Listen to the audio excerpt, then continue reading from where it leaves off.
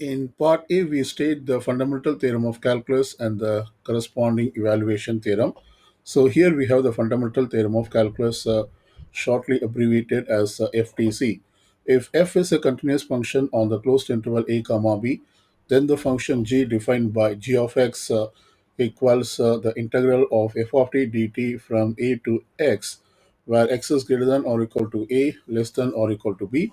This is an antiderivative of f, that is g prime of x equals f of x, or otherwise the derivative of the integral f of t dt from a to x equals f of x. So this basically is the fundamental theorem of calculus. Now let's see the evaluation theorem. It states that if f is a continuous function on the closed interval a comma b, and capital F is an antiderivative of the small f, that is capital F prime equals f, then the integral of f of x dx from a to b equals the capital F of b minus capital F of a. So this basically is the evaluation theorem. Let's do part B. Here we find the derivative of this integral, that is integral of sine t squared dt from x to 4. So we can use the fundamental theorem of calculus to determine this derivative. So here we can use this part, that is the derivative of f of t dt from a to x equals f of x. Note that the constant a is the lower limit of this derivative. So we are going to rewrite our integral as such that the limit is a constant and the upper limit is x. Here we have the lower limit as x, but the upper limit is 4. So we can reverse this integral by rewriting the derivative of d by dx. The integral from, if we reverse the integral, we should put a negative. So we put negative. Now we reverse the limits, that is 4 to x, and then sine t square dt. So we find this derivative.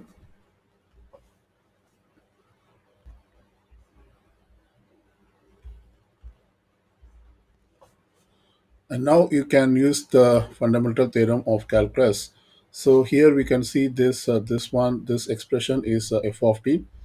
It is f of t equals sine t square. And so when we use the fundamental theorem of calculus, this equals f of x, but we already have a negative in front, so we put a negative of f of x, and so this equals a negative of replace t by x, so we get a negative of sine x squared. And so therefore the value of this derivative of this integral equals negative sine x squared. This is the result of the given derivative. Let's do part C. Here we find the definite integral of 4x cubed plus 4x squared plus 5 dx from negative 1 to 2.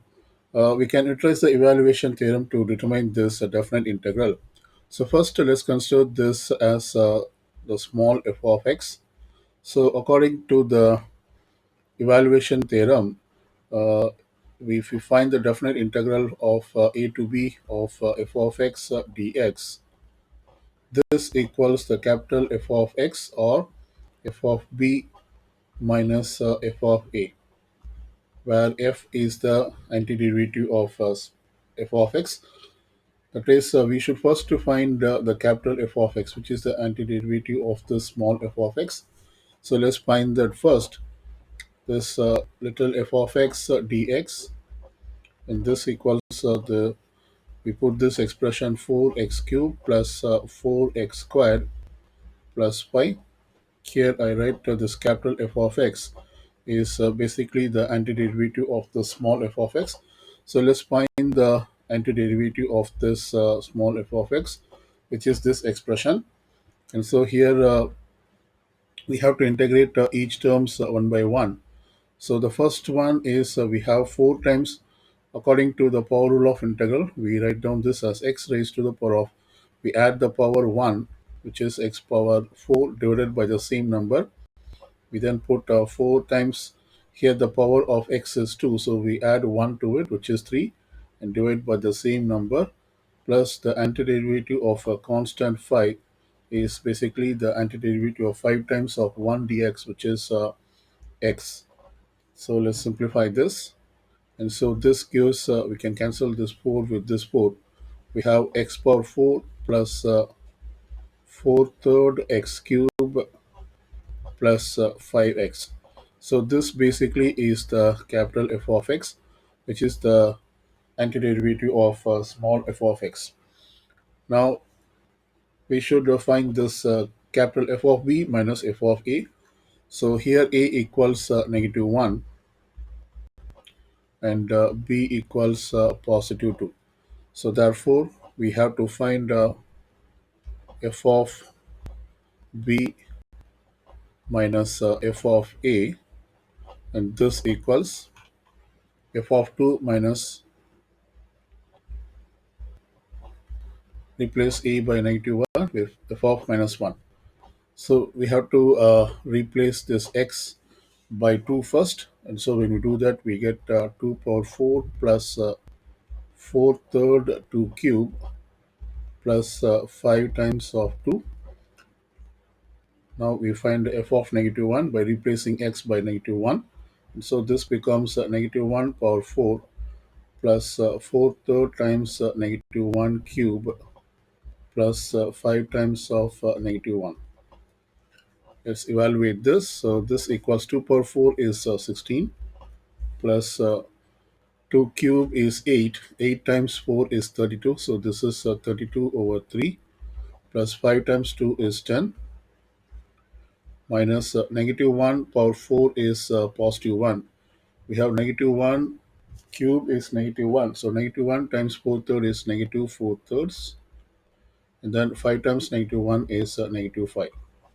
So here we have 16 plus 10 is 26. So I write this as 26 plus 32 by 3.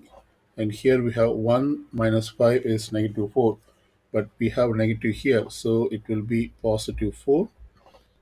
And then this one is negative 4 third, but since we have a negative here, it is a positive 4 thirds. 26 plus 4 is 30. Now we can combine these two fractions because we have a common denominator. And so this equals 32 plus 4 is 36 over 3. And so this equals 36 goes into 3 as 12 times. We then have 30 plus 12, which is 42. So this is the value of the given definite integral.